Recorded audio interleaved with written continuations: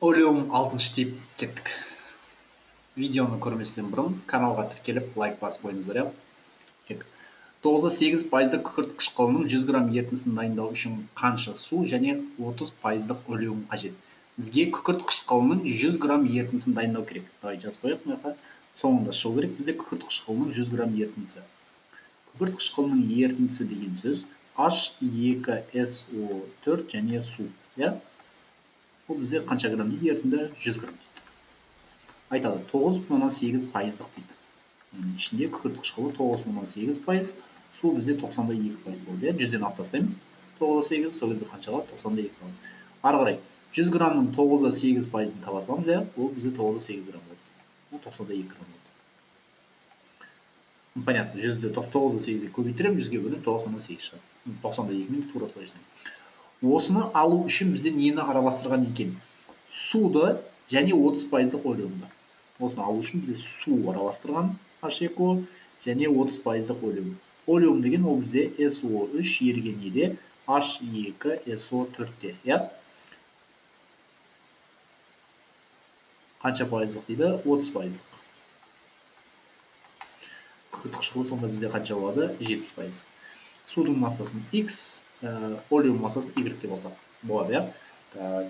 Екеуін араластырған кезде, мұны 2 стаканды араластырған кезде H2O мен кім әрекеттеседі? SO3. H2O қосамыз SO3. Нәтижесінде түсіреді H2SO4.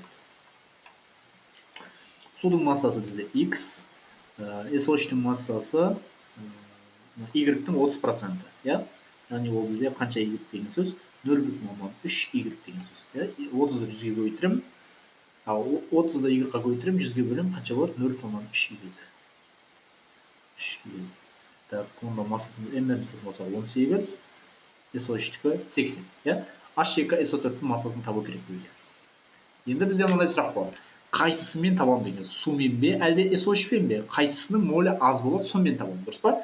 Бірақ менде суда белгісіз, SO3-те белгісіз. Сонда қайсысымен алам деген сұрақ пайда болады. Жай схемаға қарайсыздар. Реакцияға дейін бізде су бар, реакциядан кейін де бізде су бар.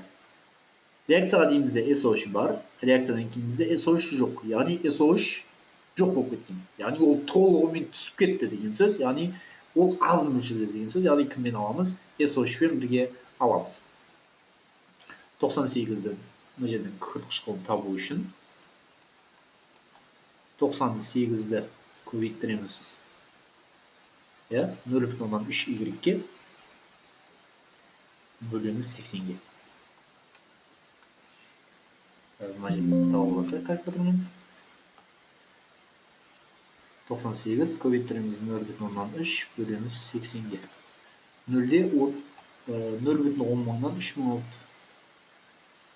0,10-мыңнан 3, 36, 75 Y күкірт қышқылы берген екен. Басында бізде қанша күкірт қышқылы бар еді? Олеумның ішінде күкірт қышқылы 70% еді. 0,7 Y еді ол. Енді таба саламыз. Күкірт қышқылдарының массасы 0,36-да 75 Y түзілді.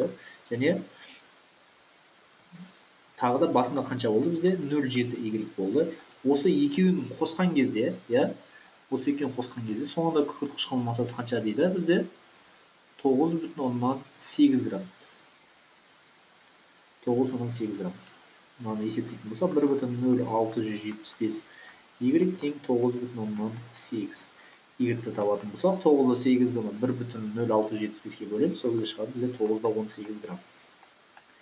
9,18 грамм. Таптық. Y-іміз бізде қанша грамм? 9,18 грамм. Енді мынандай шығып тұр. X-ға, қаншаға 9,18-ді қоссам 100 шығады деген. Мына жаққа пропорционал жасайық. X қосылған 9,18 тең 100. Сонда X тең болады бізде 100 азайттырылған 9,18, X тең болады 90,82. Бізде жауаппен сәйкесіп тұр. Сонда бізде жауаптар болады 9,18 және 9,82. А және Д. Кездескенше. Олеум 6-шы тип болды.